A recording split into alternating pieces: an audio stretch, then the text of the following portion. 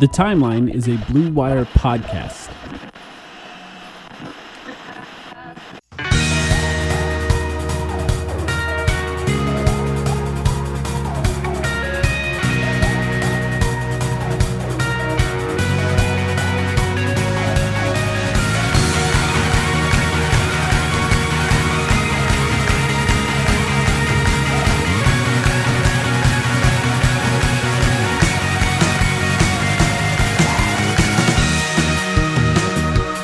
Welcome to the Timeline of Phoenix Suns podcast. My name is Mike, back with Sam.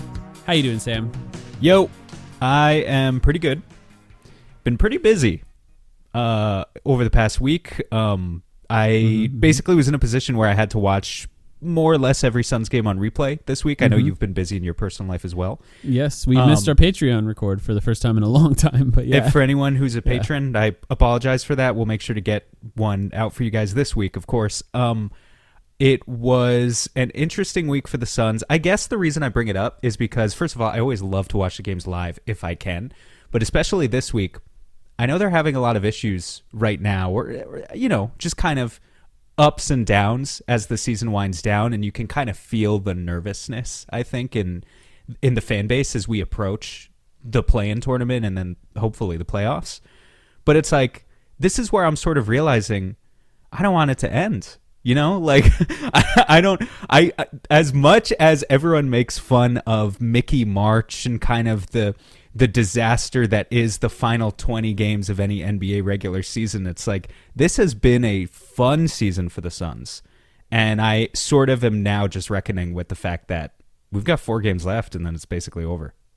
Yeah. Unless we're about to go on a championship run, which is always possible. But well, I do want to have like a conversation about expectations, because of like they are like 5-8 in their last 13 or something like that. So I do want to talk about expectations and where your expectations are at going into the postseason at some point of this conversation. But there is, the Suns were out of the playoffs last year. I continued watching the playoffs, and it's really not till the last game of the NBA Finals where I go into like a mild depression for a few weeks when there's just no basketball to watch at all. So I get that. I understand where you're coming from with that, just sort of understanding that not only is the Sun season going to end at some point in the next few weeks, most likely, but also basketball will eventually end. And then for me, I know there are people listening to this shouting baseball and football at their podcast machine here, but not me. I just watch basketball, so I don't want it to end. But they did win. I'm grateful we're recording this after the Chicago game. It's Monday night. For those who are listening, we're recording this Monday night. I'm grateful that we at least have a win to talk about, because both of the previous 2 games to that were insanely frustrating road losses. The Orlando Magic one was a 115-111 loss. Was close and classic fourth quarter meltdown at the end of that Orlando one. And then the Charlotte game was close for the first half, and then they just completely lost the reins in the second half and ended up losing by 20 points. Could have been a much larger number on that loss to Charlotte, a team who they beat the last time they played when they were here in Phoenix.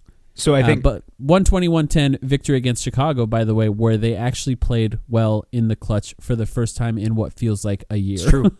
Yeah, it's true. I mean, look, it was a 1-point game. Chicago cut it down to 1 with, 3 minutes left, maybe. And, obviously, the fact that you have to be in that situation against Chicago is troubling. A team that's starting counting on Trey Jones for 29 points or whatever. Yeah, who of course killed the Suns. I looked at their starting. I wish I would have tweeted this or had a conversation somewhere about this. I looked at their starting lineup and I said, which one of these guys is going off for 30 tonight? It's gonna be one of them. I thought maybe Leonard Miller, and it did feel like that was gonna happen. Felt like about it was gonna be Leonard Miller for a little bit. But somehow it was Trey Jones. I'll say about Rob Dillingham, the shortest by guy the way, on the court, who is coming off the bench for them. Mm-hmm. He probably doesn't have much of an NBA future, right? Like the historical odds for a guy who started their career as a lottery pick as bad as him panning out, the odds are stacked against him. But he was kind of cooking us a little bit too off the bench. Like you could kind of see it. So was Mac McClung, though. You know what I mean? Yeah. Yeah. Yeah, it's Mac McClung had as many points as him, essentially, with half as many shots. So, the Suns, they did change some things in this game, which is worthy to talk about. Which that's where I wanted to go. Is I think the difference between going from what was it? Did you say 20-point loss against Charlotte to a 10-point win against Chicago? Post Charlotte loss, and you're right. I'm glad we didn't record after that game. Felt like the height of frustrations about small ball with the Suns, and maybe the most direct cause and effect from that game to the Chicago game after it, of seeing how Jordan Ott counteracts it at least a little bit. Now, I think one of the biggest criticisms that I'm seeing online of Jordan Ott at this point, rookie head coach and all that, is his over-reliance, or at least, what other people are calling an over-reliance on small ball. Midget ball, as one particular member of our Discord calls it. And called it to me face-to-face when I was in Phoenix last week. You could really see against Charlotte, like, that had to be the death of Colin Gillespie, Devin Booker, and Jaylen Green starting in the same lineup. We know that Charlotte is a competent, or even beyond this point, like a better than competent offensive team, right? But like, they were just able to put Colin Gillespie in action, like, have Miles Bridges set picks or whatever, and then like finish over the top over Colin Gillespie. They were able to just like lob it over the top like 3 or 4 times, and in a way that the Suns, who for so long throughout the season have relied on an identity based on defensive grit, they just had no answer for it. So I guess funny. It's just funny that the solution to get bigger is starting another 6'3" guard. Is starting Jordan Goodwin. Well, okay, and a couple things. Here's what's weird about it, right? Because in defense of Jordan Ott, what would you think the net rating is for Devin Booker, Colin Gillespie, and Jaylen Green together this year? Do you have any idea?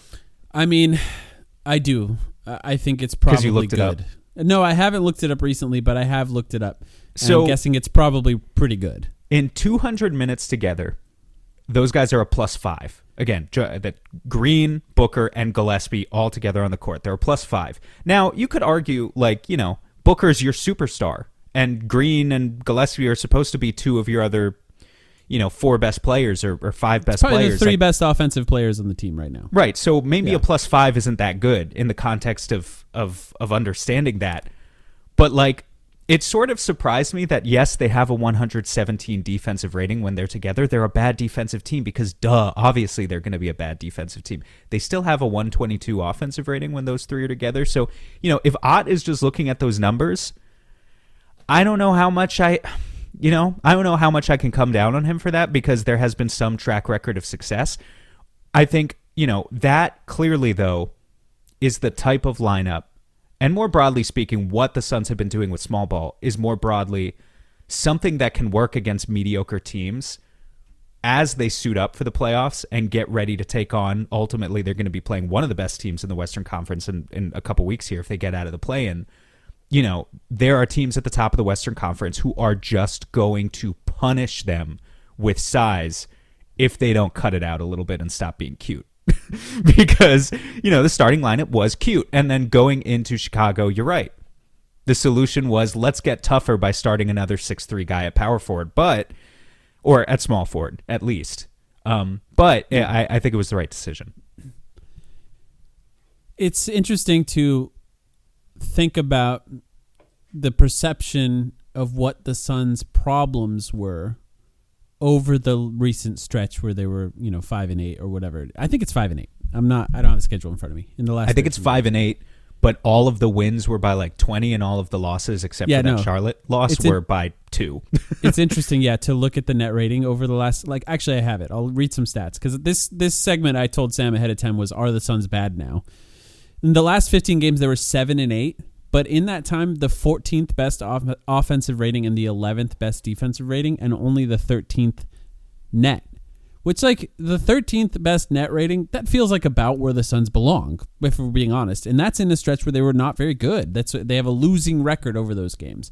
But they collapsed in so many of the games in the fourth quarter, and they lost in those games. And like, I understand, especially if you just look at the overall team during this time, I understand looking at it and saying they're not playing enough size. That's the problem. And for many, the perception of that problem is the defense needs to get better. And the defense was not good during this time. But what really bugged me about many of these losses is the fact that in fourth quarters regularly, there was 3 to 4 minutes, I think up to 5 minutes in the Orlando game with no buckets, no scoring at all. You know, they would just go so cold in those minutes. And like, I hate to be like I hate to dilute my Chicago Bulls game analysis down to sort of like, I don't know, sports radio guy analysis, but like Devin Booker had to be better in those minutes. That was like the main issue that they had, because if they can't rely on him to score in those minutes, then they're going to have a ton of problems. And in the Chicago game, which they won by 10 points, Devin Booker scored in the clutch, and then they won. Sometimes it's simple, sometimes it's complicated. I do think the defense could be better, and I do think that could help them in a lot of the games that they lost. But the fact that the offense would disappear for long stretches during those games was, to me, a bigger problem, because this team is pretty good defensively. Even with the smaller lineups, they're pretty good defensively in that time. But the way they overcome the size is by raining threes and hitting good shots and creating good shots. And I think, you know, like, overall, the fact that it's so reliant on Devin Booker is more of a personnel problem than anything else, but it is. You know, it is overall super reliant on Devin Booker. You could even say that the size problem is a more personnel problem than anything else, which of course it is, and we knew that coming into the season. The size problem is the biggest personnel problem with yes, this and roster. that's it's going to take a while. Yeah, to solve, you know, like, we all know that size. Getting no disrespect to Dillon Brooks, who's had a fantastic season, or, you know, Royce O'Neal and Grayson Allen, who I think have played an important part here over the past couple of years. But we all know what priority number one is. Before we even talk, I hope they have a great playoff run. I hope we enjoy the next few weeks. We also all know what priority number one is going to be in the offseason, right? We can all see the hole on the team. They need more size. They need more rebounding. If they can get, ideally, a guy who's 6'8", 6'9", and does all of those things, who can also score 15 to 20 points and be like a coherent, you know, complete part of a healthy offense, then that's the ideal. That's going to be really difficult to get, but that's the ideal. And so, but in the meantime, they're doing their best. Back to it. So I guess my question for you is, in this time that they have struggled, do you think that their problems were more defensive than offensive? Obviously, it's both. Like, I want to clarify that when they're bad, they're usually bad at both. Like, when they're giving up runs of, you know, 15 to 3 or whatever, like these types of runs that we've seen multiple times in the last 15 games. Of course, you can't do that without being bad in both, but I almost perceive the problems as more of an offensive problem than a defensive problem. 11th best defensive rating in the last 15 games. Total cop-out answer, right? But, like, these two things, there's a symbiotic relationship between them, right? You know, you have create defense. Turnovers, get easy offense. And right, and the reason I bring it up is just because I don't have the transition stats in front of me, but I imagine that, you know, the Suns are very reliant on getting transition offense. Now, they have a lot of difficult shot makers on the roster now, technically. How, like, you know, Jaylen Green can make tough shots, Devin Booker, obviously, but Jaylen Green can make tough shots. Dillon Brooks can make tough shots. But, like, on an average night, are those three guys better at making tough shots than, you know, some of the other superstars around the league? I'm not sure. Or would you rather have those guys? This is really what it is, right? Would you rather have those guys making tough shots in the fourth quarter? Or would you rather be the team that's just generating open threes and making open threes? Yeah. And that's how you win a lot of games. And to the Suns' credit, they've done a decent enough job at, I think, trying to hit all of the beats just enough this season. They shoot threes.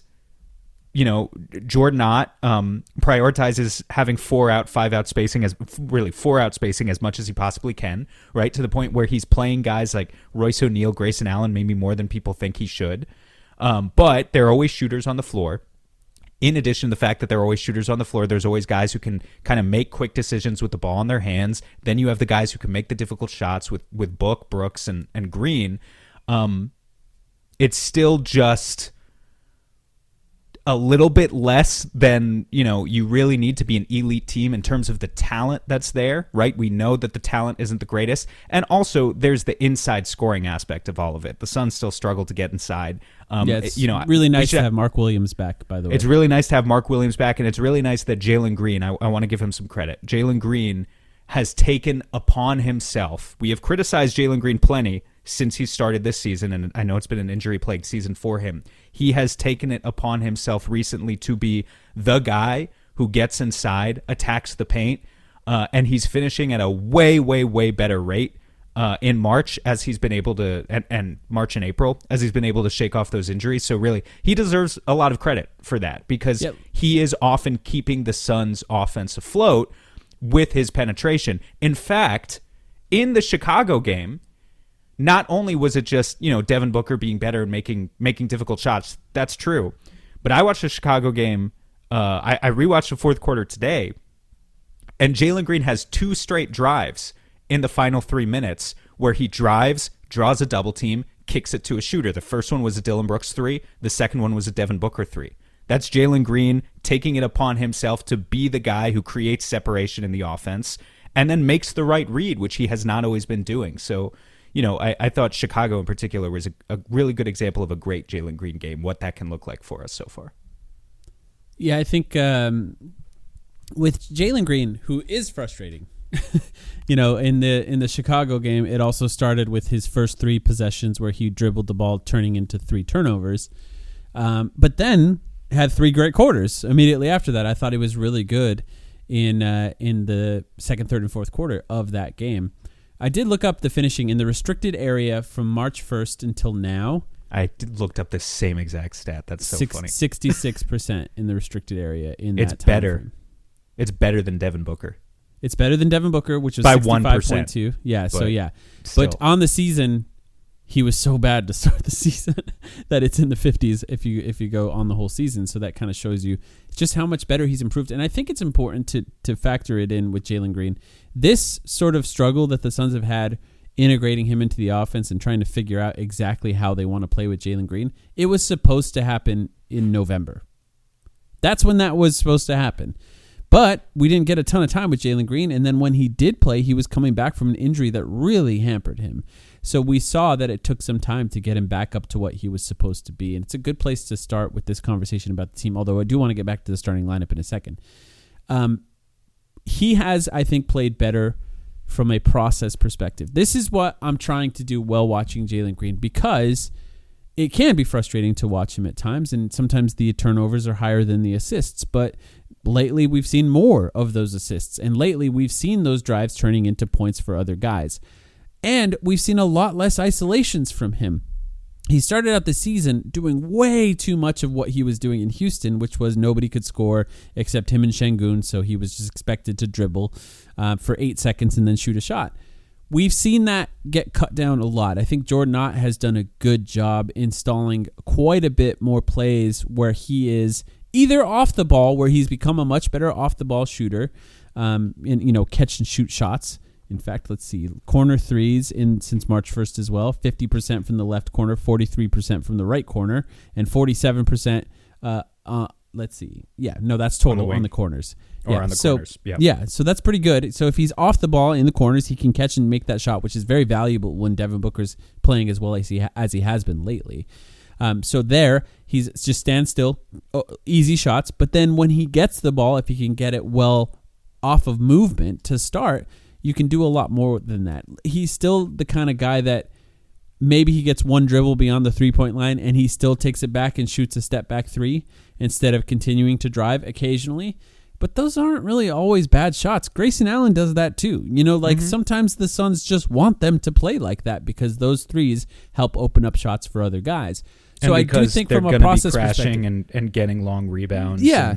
It's not always a bad shot. I agree with you. No, so there is, I think, it's difficult, to judge him right now at this point of the season. But if you're just looking at since March 1st, it's a different player than it was before that. It really is. Mm-hmm. And I appreciate that he's made an effort to play a little bit differently than he was before, now that he's gotten used to playing with these guys. And I think you've seen a little bit of that chemistry with Oso and Mark Williams grow, because they're different types of guys than Şengün, who you could just give it to at the free throw line and he can score. So like, yeah, sure. I've seen that growth a little bit from him, and I hope to see it continue, although there's only 4 games left of the season. Yeah, I mean, 4 games left in the season, but we're at a point where every game counts. And, I think we're also at a point where I like the fact that Ott has had such a fluid approach to Jaylen Green, right? He hasn't been afraid to bench him when he's having a bad game. But in the Chicago game, what did he play? He played 36 minutes, right? And so, it goes both ways. This version of Jaylen Green, if we're getting the best out of him, he's going to log heavy minutes. And there's no reason that he can't be a real two-way impact guy. So hopefully we see a lot of Jaylen Green in the last 4 games. I just want to point out on the restricted area stats that you pulled up, 66% is really good. I don't know if it's going to stay at that number like long term. He was so bad to start the season that 66% is really good. But it's not just the efficiency, it's the volume too, right? He has, in fact, I would argue volume is almost even more important. He has the most restricted area attempts on the Suns since March 1st, more than Devin Booker. Mm-hmm. He has 9 times as many restricted area attempts since March 1st as Colin Gillespie in the same amount of time, which Colin Gillespie, of course, we know that's not his game. I only bring it up to denote, like, Jaylen is doing something that other guards on this team literally can't do, right? No one else can just get to the rim at will like he is able to. And so I almost understand the temptation to start him and Colin together. It's like we have this one guy who's just like a deep pull-up threat and another guy who can get to the rim at will. And and apparently they have a 122 offensive rating together. So I almost get it. I almost do. But you can't like then be putting Dylan Brooks and Royce O'Neal and like these nothing rebounders around them. It just doesn't work. It completely eliminates the identity that you worked so hard to build for yourself throughout this season. So, that's where it gets to some interesting conversations about what the rotation was against Chicago and what the rotation should be really for the playoffs. If you care about coffee and how it's made, check out Alchemy Roast. They roast in small batches and source their beans responsibly, focusing on flavor instead of mass production. The result is coffee that's balanced, well-developed, and easy to drink, whether you brew at home every day or just want something better than grocery store coffee. You can order online at alchemyroaster.com, and if you use the promo code TIMELINE at checkout, you'll get 10% off your order.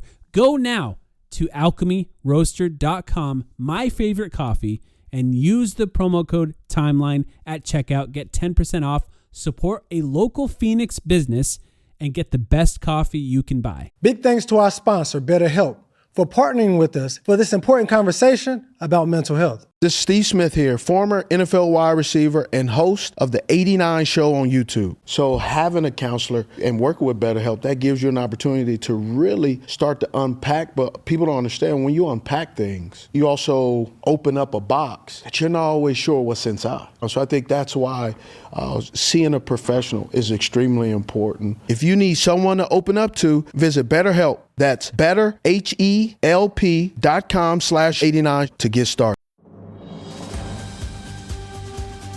This episode is brought to you by Progressive Insurance. Fiscally responsible, financial geniuses, monetary magicians.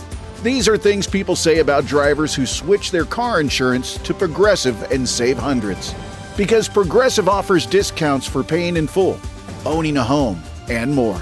Plus, you can count on their great customer service to help you when you need it, so your dollar goes a long way. Visit Progressive.com to see if you could save on car insurance. Progressive Casualty Insurance Company and Affiliates. Potential savings will vary. Not available in all states or situations.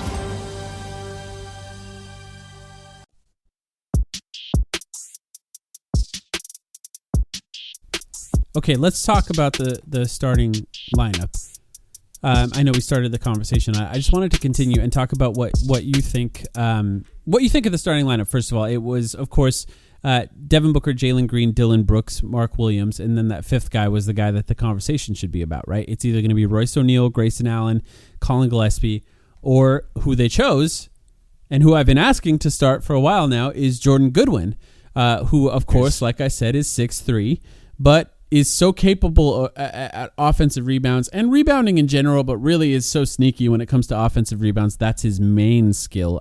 There's a fringe contingent that would be asking for Rasheer Fleming in the starting lineup as well, we should point out. Yeah. But I've seen a few of those online. I just wanted to give him a shout. Well, when a team loses, people beg to see young players. That's just how it's always worked throughout the course of this podcast, throughout the course of our time covering the Phoenix Suns. If the Suns go on a streak where they're losing games, people are going to be like, well, then why aren't they playing the young guys? If they're just going to lose anyway, then let's see these young guys. It's not to say that they wouldn't make it better, but I think they probably wouldn't. In a lot of cases. Guys are frequently me. I am frequently the voice of those people. Of course. I understand it. I understand it. Yeah. But, I don't always agree, I guess is my point. But they did choose Jordan Goodwin. Jordan Goodwin started and they won this game. I wouldn't say that the start of each half was particularly great in these games, but I do think that Jordan Goodwin played really well. What's funny is that if you look at how the game ended and the lineup that actually played well in the clutch, it featured Colin Gillespie, Jaylen Green, and Devin Booker. Yep, it was those three again. Yeah, and then Dylan Brooks and Mark Williams. Actually, the starting lineup from the previous games is kind of what ended the game. But I do think that's what's helpful about this. And if you think about how the Suns won games to start the season, one of the things that they did really well was they started the game with Devin Booker without Colin Gillespie, and then Colin Gillespie would come in off the bench, and then he would carry the offense in those minutes without Devin Booker, and that helped them to have pretty good minutes without Devin Booker to start the season. He started playing so well that he made his way into the starting lineup, ended up starting more games than any of us ever anticipated he would start. But if you have Jaylen Green, and he is playing well as far as getting to the rim, the way he has been lately, if you could really stagger these minutes right, where you get a fresh Colin Gillespie coming out in those bench minutes, and you could have some sort of bench advantage because of him coming off the bench, along with Oso Ighodaro, who did not start as well now that Mark Williams is healthy again. I think the rotation pieces fall into place a little bit better. And you can still end the game with those three guys playing together the way that they did. And if you get good starts out of these guys, I think it makes sense to do it. It didn't look great in this Chicago game, the starting lineup by itself. I do think there's still more to work on there, and it's possible it won't work. But I do think that when you have Devin Booker and Jaylen Green, you need more grit.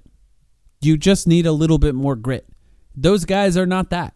They do a lot of other things that can help you, and they're high effort when it comes to defense. Don't get me wrong. They can turn it up a little bit. Devin Booker's having the best defensive season of his career, as we know. But like stars, if you're going to call them that, Devin Booker obviously is one. Jaylen Green, you could quibble with someone if you want to.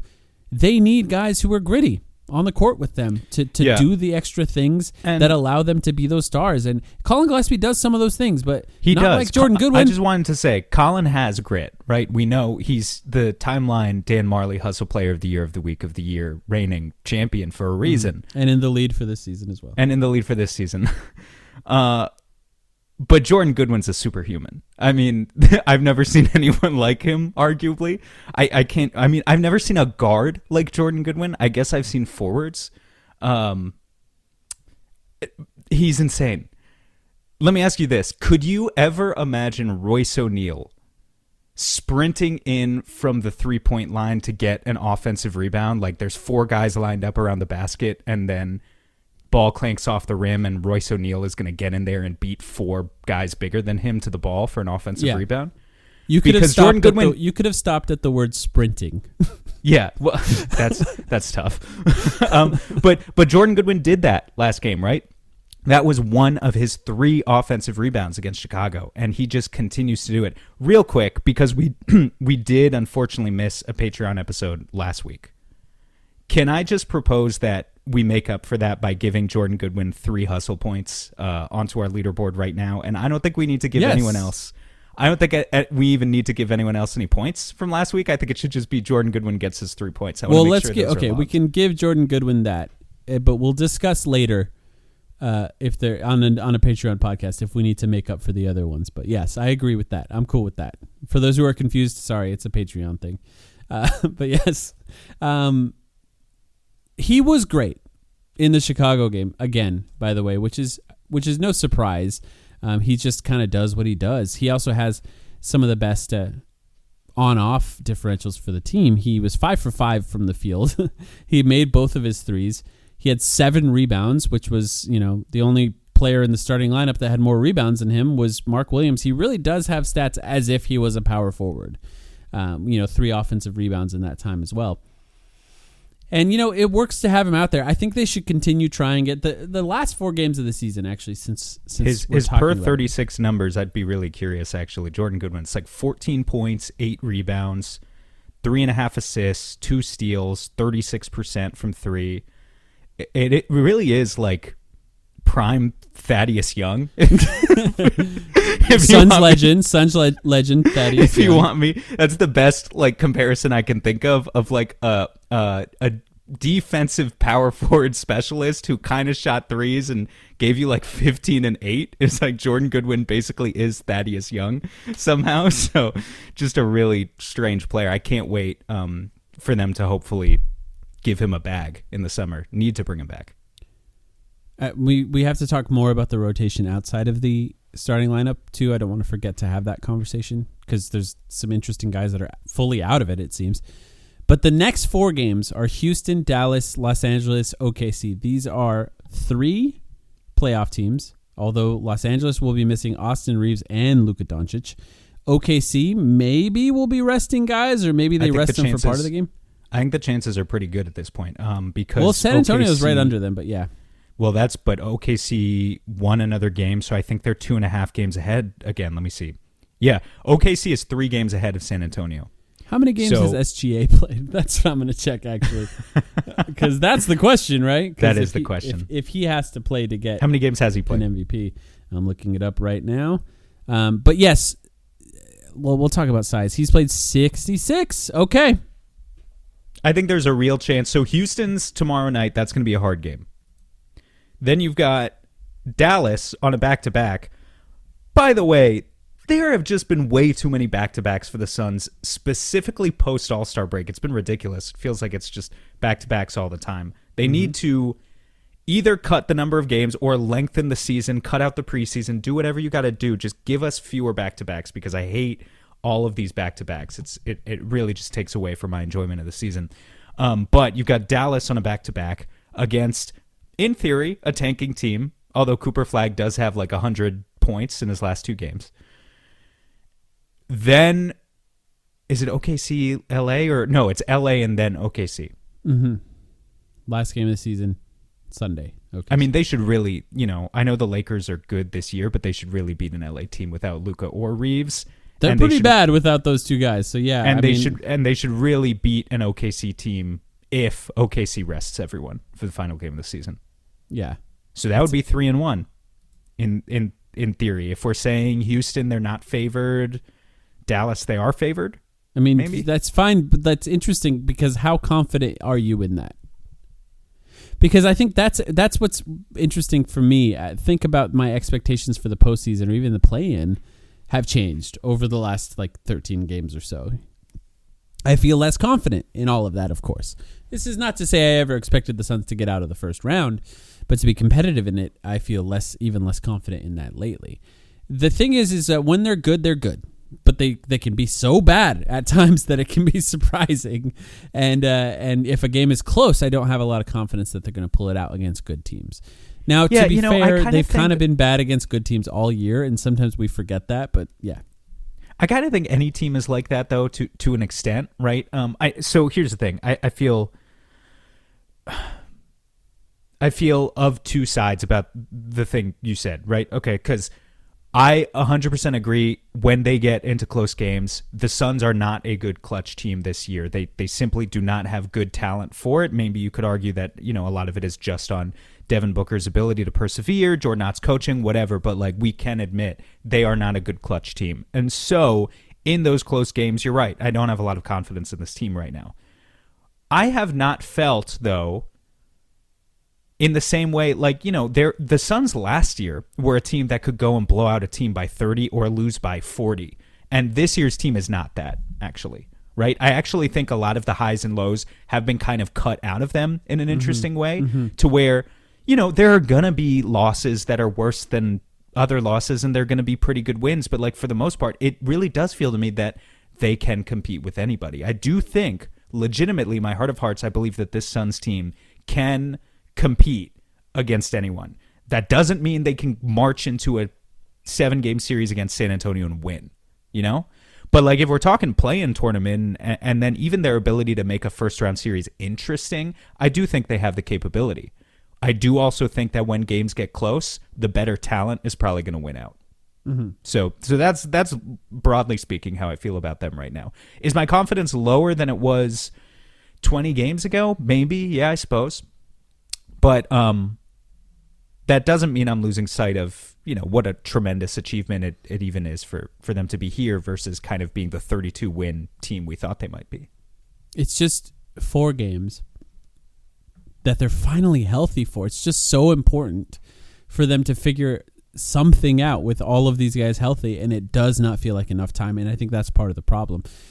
Because of the lack of time that you've had with Dillon Brooks and Jaylen Green. And Dillon Brooks, by the way, credit for being out there. He still has a wrap on his hand. He's clearly not fully healthy, and he's trying to play these games specifically for that reason. Like, it's pretty clear that they're trying to get something together before they get to the playoffs, get some work together before they get there to try and figure out what the team really looks like when they're all actually playing. But he has not looked quite right just yet. He didn't look like the Dillon Brooks of before, although he had a pretty important bucket last night. He also had a lot of dumb shots before that. And, he still misses those open reads that he did before that. But, like, when he was shooting 63% true shooting or whatever and missing open reads, then who cares? Like, it's fine because he's making those shots. But it's a little different when those shots aren't dropping because he's still not quite right. But credit to him for even getting out there and trying to be that guy.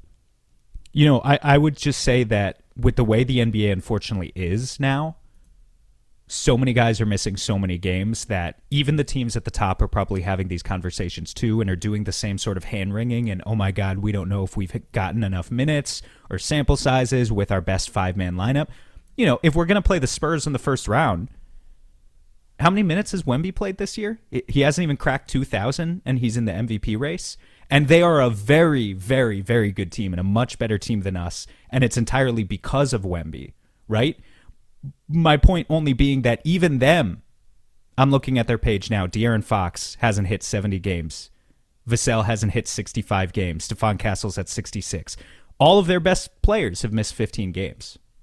And I think every team in the Western Conference is like this now. LA, their championship, LA is a little bit of a special case, I guess, because of, the Luka and Reeves news hitting back to back, like they're officially toast, probably. But yeah, it's not just us who are having these conversations, That's all.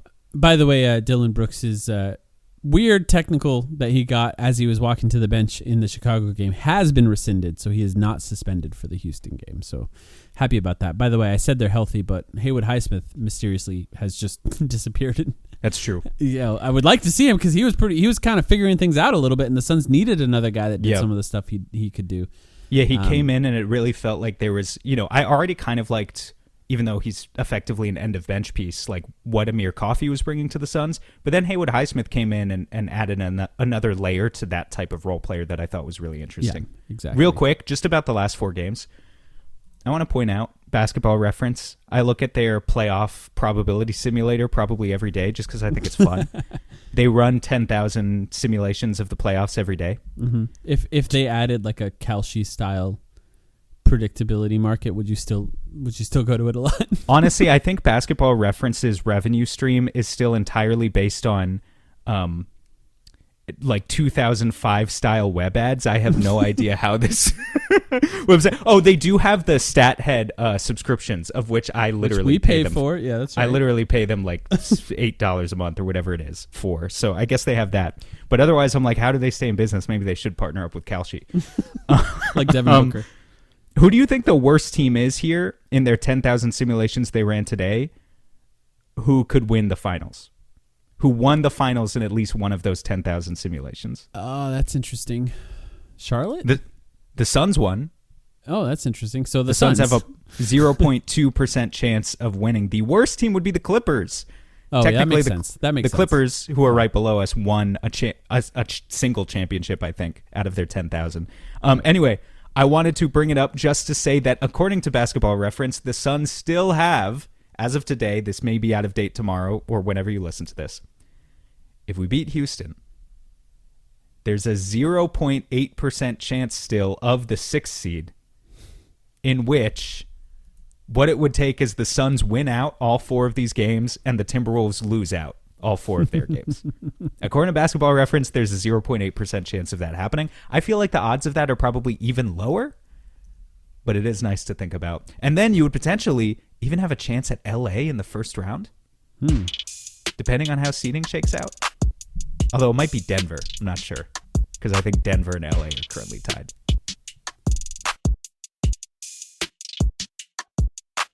Big thanks to our sponsor, BetterHelp, for partnering with us for this important conversation about mental health. This is Steve Smith here, former NFL wide receiver and host of the 89 show on YouTube. So having a counselor and working with BetterHelp, that gives you an opportunity to really start to unpack. But people don't understand, when you unpack things, you also open up a box that you're not always sure what's inside. So I think that's why seeing a professional is extremely important. If you need someone to open up to, visit BetterHelp. That's betterhelp.com/89 to get started.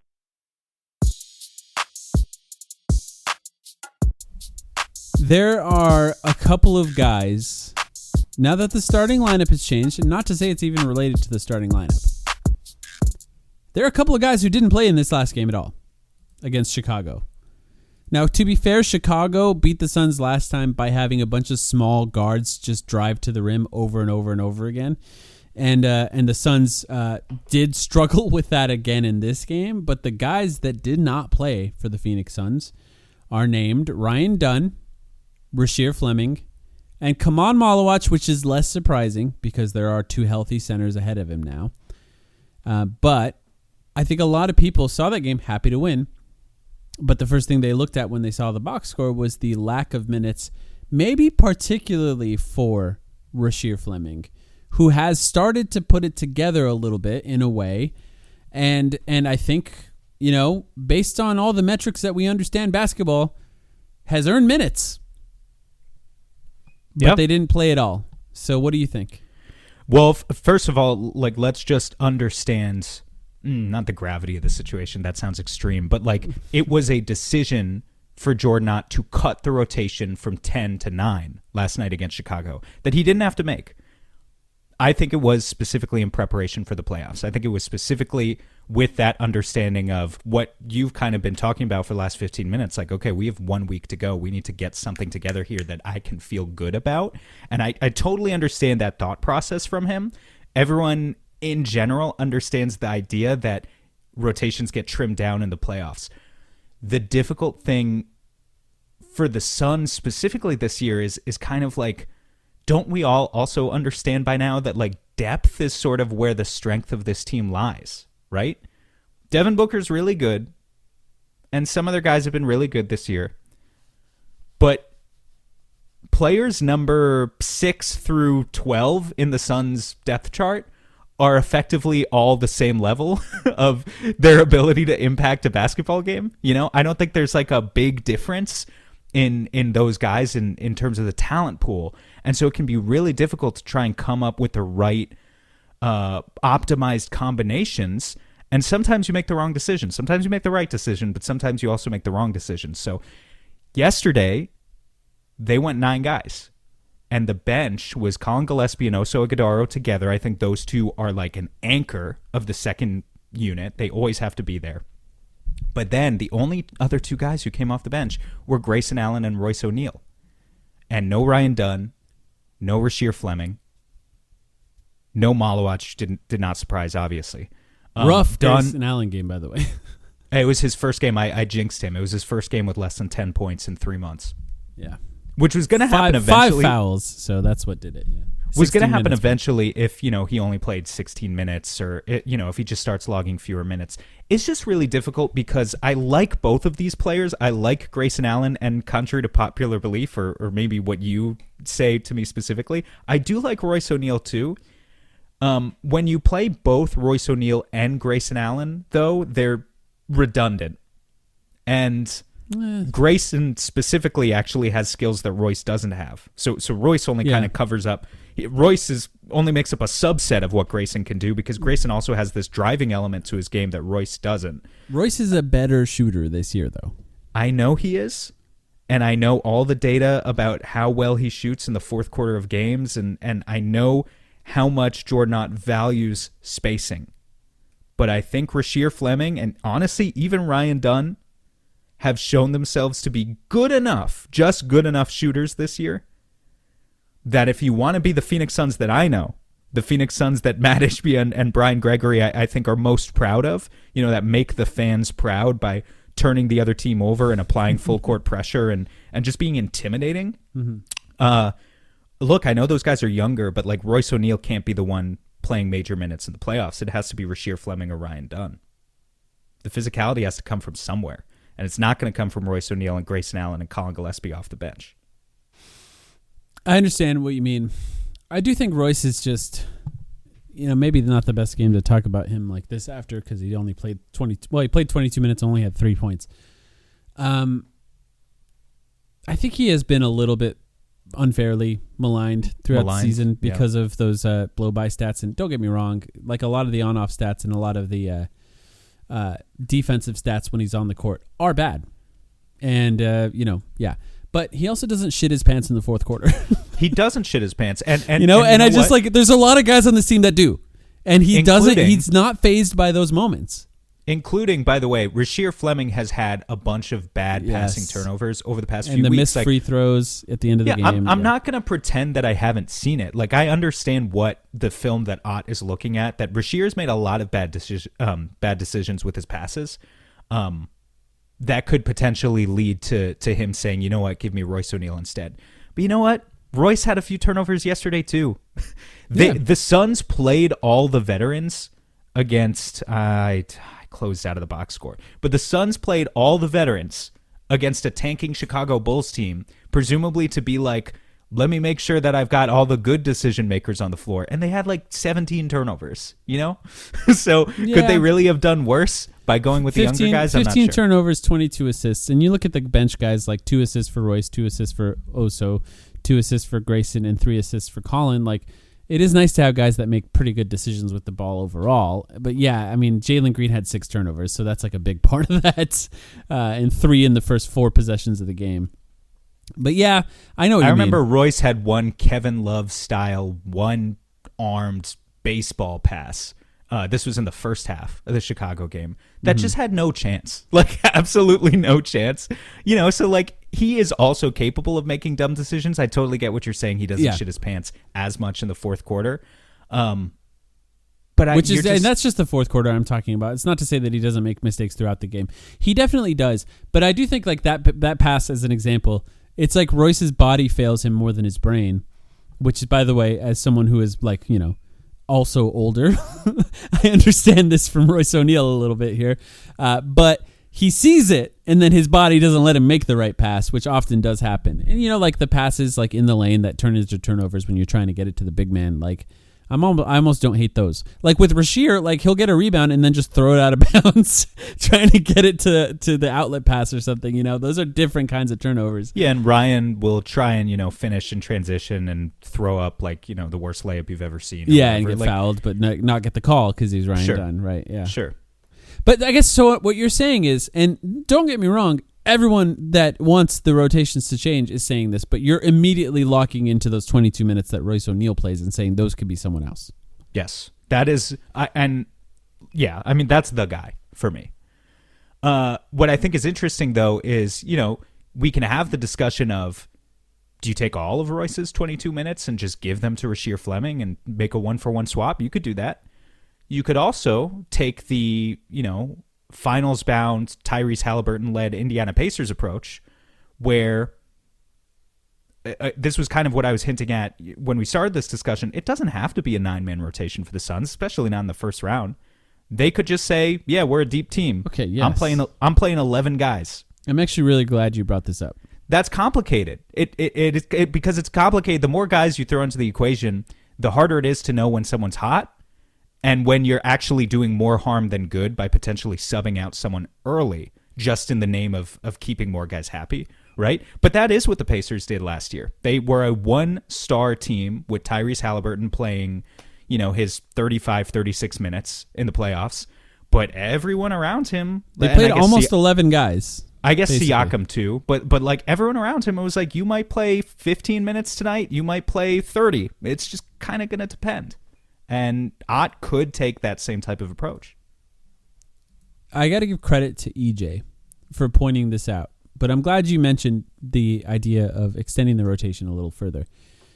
They have been picking up full court way less recently. Have you noticed this? Yeah. They're and not, then I also they're caught not, EJ saying it too. Yeah, I was really grateful he said that because it's something that I don't think I fully picked up on. And then when he said it, it was like, of course they have been.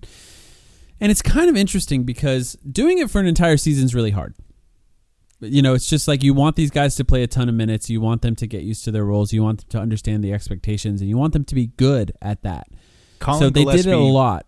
Colin Gillespie has gone from, NBA seasons where he rides the bench, NBA seasons where he's mostly playing in the G League and putting up numbers, to now 77 games. Like Colin Gillespie might play 81 games this season. He's already over 2,000 minutes. Yeah. And he's often that guy doing full court pressure. And what's interesting about them doing it less lately is multiple things, right? You need Colin Gillespie to play more minutes. That's what you're talking about. Jordan Goodwin did it. There was even at times a little bit of Dylan Brooks, a little bit of Jaylen Green doing it when Jaylen Green first got into the rotation. Royce O'Neal occasionally, Grayson Allen occasionally. Like, you need these guys to occasionally do it.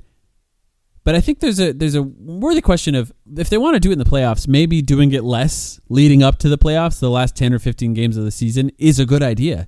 Because then you let these guys get their legs under them a little bit, and then you bring it back full force in the playoffs. Now you're actually, playoffs if they make the playoffs, but the play-in for sure.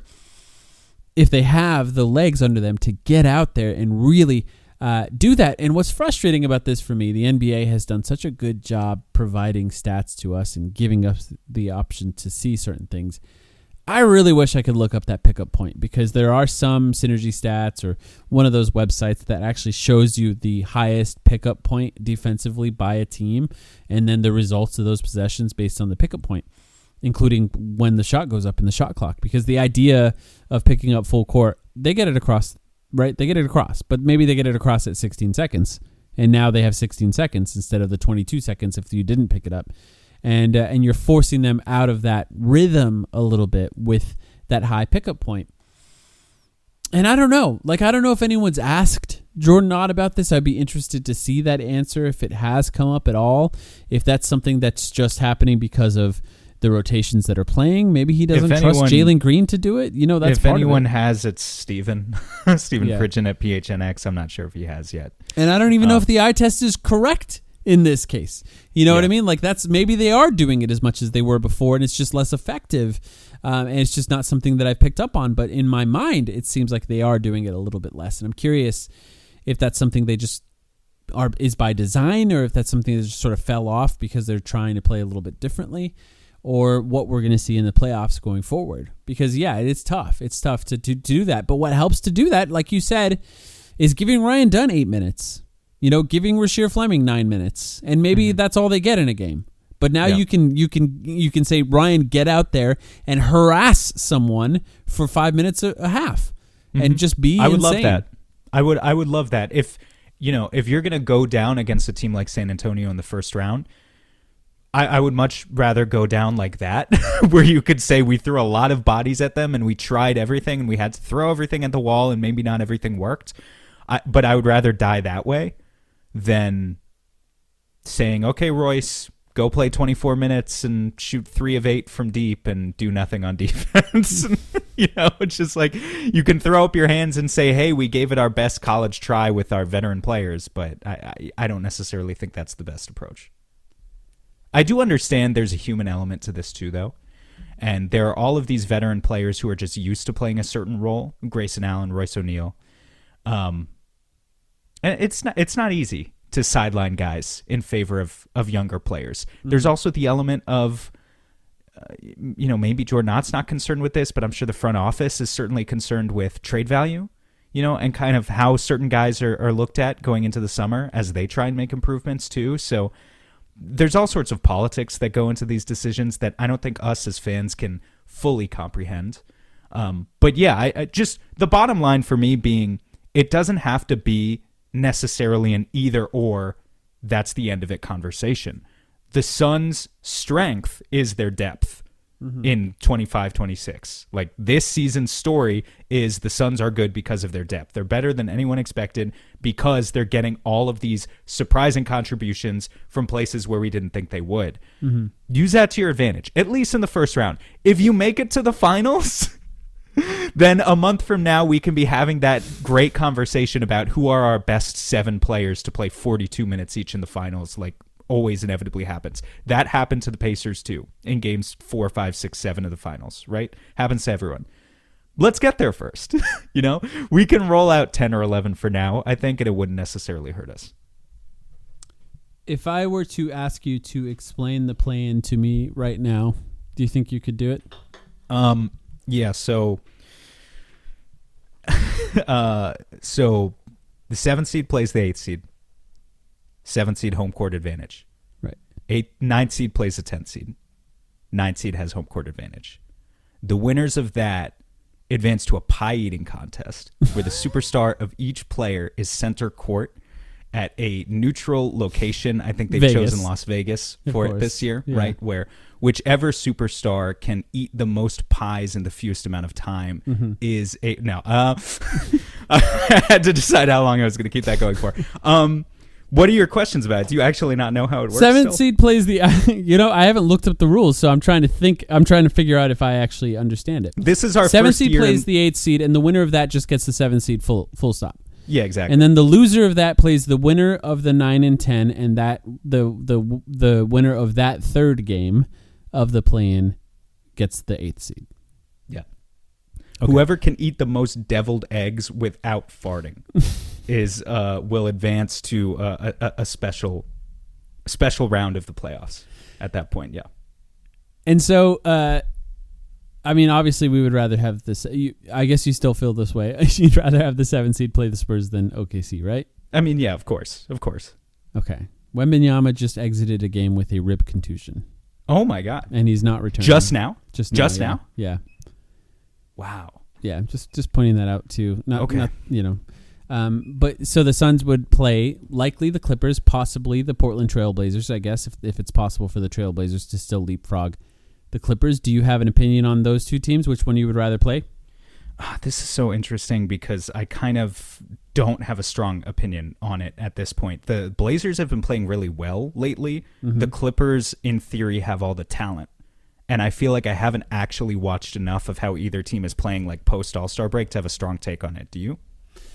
I haven't watched the Portland Trailblazers. I have watched the Clippers. I'm a Darius Garland fan, and I think they're pretty good. They're 6-4 in their last 10. The Trailblazers are 8-2. This is why the Trailblazers actually they are tied in the standings right now, 40-38 for both the Clippers and the Trailblazers. I didn't realize it was that close. It's literally tied. So it's just whoever wins the most games for the rest of the season, which I think they play each other. Possibly, I could be wrong. Then that's the team that ends up playing the Suns in that. I don't think the Warriors have a chance to be that team. That's the other team that's in the play-in tournament right now. So we'll see. It's probably going to be the Clippers or the Trailblazers. I feel like I would rather play the Trailblazers just because they don't have Kawhi, but they have the kind of length that actually bothers the Suns. So in a weird way, even though the Clippers have the more star power, the Trailblazers might actually be worse matchup. Yeah, it's complicated. I have a little bit of Drew Holiday trauma as well whenever he has the opportunity to maybe go against Devin Booker in a playoff series. So I think that might be partially playing into it too. And they just have a really big front court. They've got Holiday as their shooting guard, right? And then Toumani Camara Avdia, Donovan Clingan. They have a massive amount of size, and that's exactly the type of team, right? Where it's like, what are we doing if we're starting Jordan Goodwin at at small forward? Yeah, you know, give up like 10 offensive rebounds, a deficit of 10 offensive rebounds or something. Yeah, right. It might be really challenging. What do you want to see? Last 4 games of the season. I want to see 4-0 and then Minnesota to go 0-4, move up to the 6th seed. I want to see a convincing win tomorrow night against the Houston Rockets, who, let's face it, have kind of had our number this season. They've been good against the Suns. Yeah, they might play the best against the Suns. Have we even won a game against the Rockets yet this season? I feel like we have, but maybe. I can't remember. Let me check. I'm scrolling back on the schedule now. No. Oh my God! First of all, Houston has beaten us. We lost by 3 points on January 5th. That was the closest we got. Also, tomorrow is, I think, the final for the Suns, 11 p.m. Eastern Time Peacock game, which I hate so much, but I will have to suck it up. And by the way, the first play-in game will be the 14th, so 2 days after the last game of the season. That's all the time we have. We're really going to have to figure out when to record, by the way. We'll talk about that after this. Other things I want to see Jaylen Green keep killing it. I'm glad that we had the opportunity to have a good conversation about him tonight. He's been playing really well. Just keep attacking the basket. Stay within your process right now. What he's doing right now is working. So let's sustain it for another 4 games and beyond. All right, good stuff. We'll be covering those games as they come. So thank you everyone for listening. Back with the Patreon podcast this week. So appreciate you all. Back soon.